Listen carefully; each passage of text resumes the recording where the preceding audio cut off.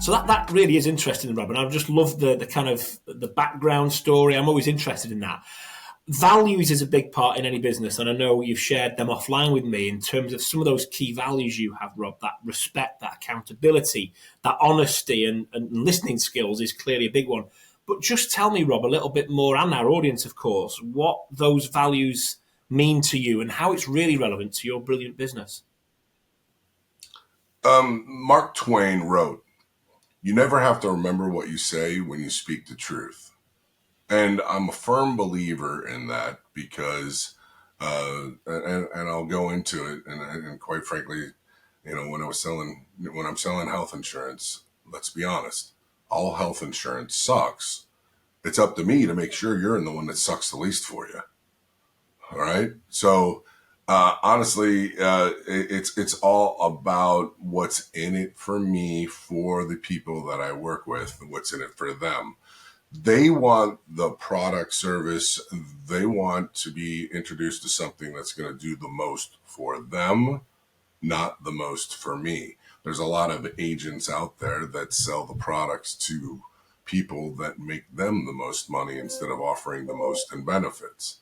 And it's a big pet peeve of mine that it just never is about the agent. It's always about the customer, and they need to be able to get the most.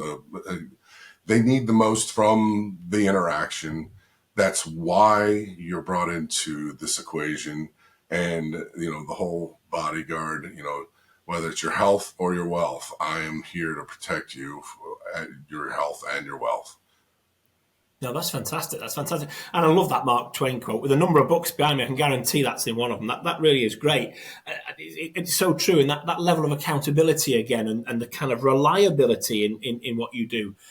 There's a massive policies have got to be reliable. When you need them to pay out, when when something happens, with your health or wealth, you want to know the policy and the advice you've been given is correct. So, picking up on that point, how many appointments and conversations do you have where that really is something that's really prevalent?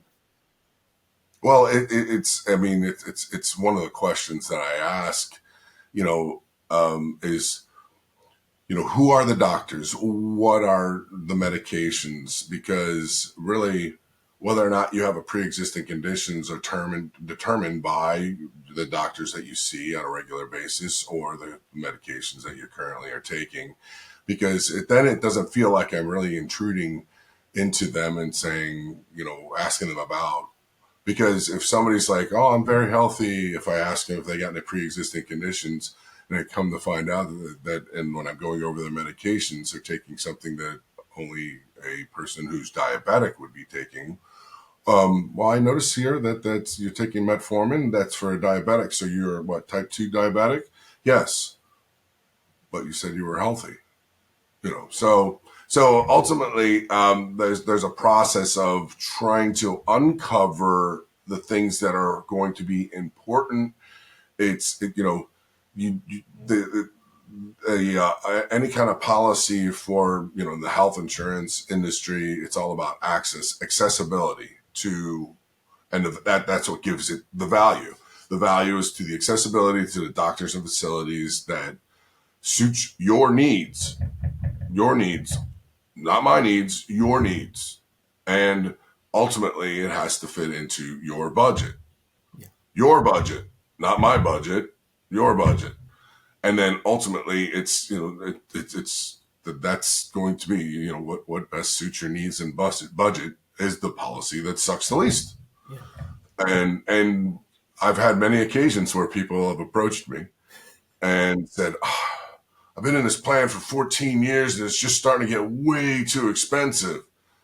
And I'm like, okay, let's understand where you're at. I always tell everybody, in order for you to qualify anything that you're looking at, you need to understand what you have now, because that's your baseline. And then anything else you look at is either better or worse. Yeah. And inherently it's expectations. So what to expect when using your coverage, and it's your I'm comfortable with that expectation, or you're not comfortable with that expectation, that determines the value and ultimately whether or not it sucks or not. Yeah. So, and I've gotten in a lot of situations where people were in something that it's called a grandfather plan, and they've had it since prior to the Affordable Care Act.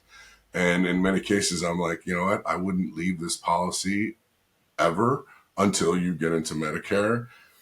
And in fact, if you, I would recommend that you just put up with this for another 2 years, because you know how it works. You know exactly how it works. And because you're opening up a can of worms by trying something new, and you're not yet prepared to having to juggle a bunch of flaming chainsaws when you were just fine, knowing it.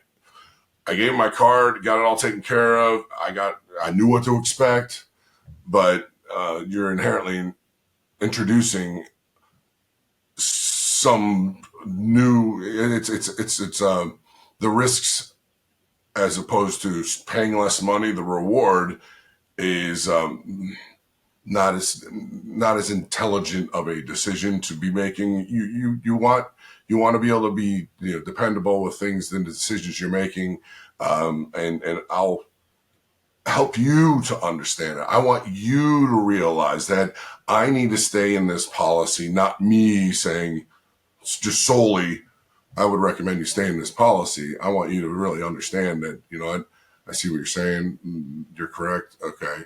All right. Well, thank you for, now I can sleep better, Yeah. Yeah. knowing that I'm in the right situation to be in. So it's always, I enjoy that aspect, because having an agent telling you that you're stay where you're at, you're fine. That's not a guy that's looking to try to make a buck. Mm. That's a guy that's looking for the respect that he's bringing to the table, and honestly telling you that you'd be wasting you would not be happy about the results if you made this Yeah. decision. Yeah. So there's all sorts of things that come into play, and everybody's situation is unique.